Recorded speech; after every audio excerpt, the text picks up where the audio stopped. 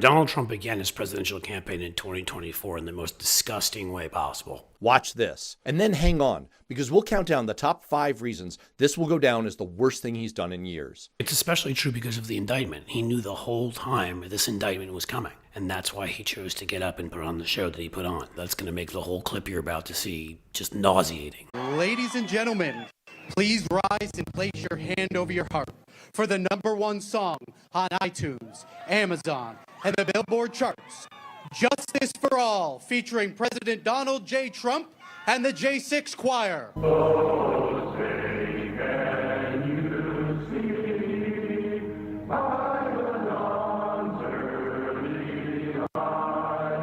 What you just saw was Trump opening his presidential campaign with a rally that started off with that song. Why was this whole thing so horrifying? Here are those top 5 reasons. Number 5, those singers were people who were in prison for attacking the Capitol on January 26th and trying to overthrow the government.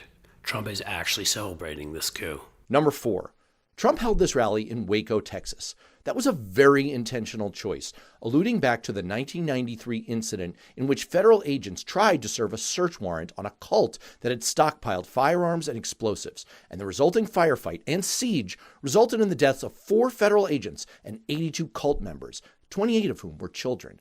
This is also one of the main motives for the Oklahoma City bombing, which killed 168 more Americans, including 19 children, and wounded hundreds more in the worst terrorist attack in U.S. history to that date. Trump is deliberately celebrating the criminals and suggesting that they're martyrs, just like the insurrectionists in prison. Politicians make choices like this on purpose. Ronald Reagan opened his 1980 presidential campaign a few miles away from the site where 3 civil rights workers were infamously murdered by members of the Ku Klux Klan in 1964. We all got the message about whose side Reagan was on, and Trump is being even more obvious. Number 3, that song, Justice for All, by Donald J. Trump and the J6 Prison Choir, I can't believe I have to read that sentence, has been released as a single and is making money. And the money goes to charity, of course, for the insurrectionists or seditionists or traitors, prisoners. I mean, who knows? It's Donald Trump. We've got breaking news for you at this hour. A federal judge is ordering President Trump to pay $2 million to a series of nonprofit organizations, part of a settlement in a lawsuit that alleges the president misused his own charitable foundation. He used this as a personal piggy bank and a promotional tool and not very much as a charity. Assuming that the money goes to the prisoners, they'll be profiting from their crimes. You see, there is a son of Sam law out there. They passed this law so that those who committed heinous acts like this, criminal acts, could not profit from doing so. That precedent was applied to the Parkland murderer. I am also granting the state's motion under the Florida equivalent of the son of Sam law, which means, Mr. Cruz, you will not be able to benefit in any way as far as monies are concerned as to the crimes that you committed.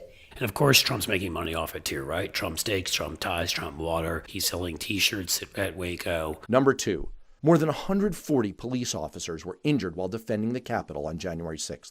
4 officers died by suicide in the aftermath of the attack.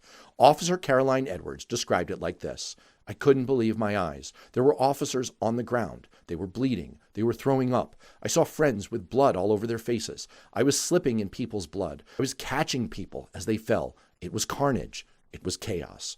Donald Trump is celebrating the people who attacked them, and Republicans have the gall to claim to be pro-police. Number 1, Trump inserted himself into the song reciting the Pledge of Allegiance to the flag. I pledge allegiance to the flag of the United States of America. This is a flag that was used to beat police officers, to stab them, spear them, gouge out eyes of a number of the officers who were forever injured, forever scarred. During that beating, some in the crowd are heard chanting, "USA, USA."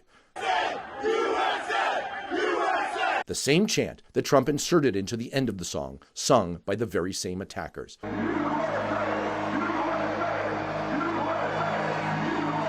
You might not think it could get any more disgusting, more vile, but what's more sickening, he put on this show, knowing the whole time that he was going to be indicted, all of it, associated himself with the January 6th prisoners. He doesn't care about them, and use them as cannon fodder in whatever battles he needs to.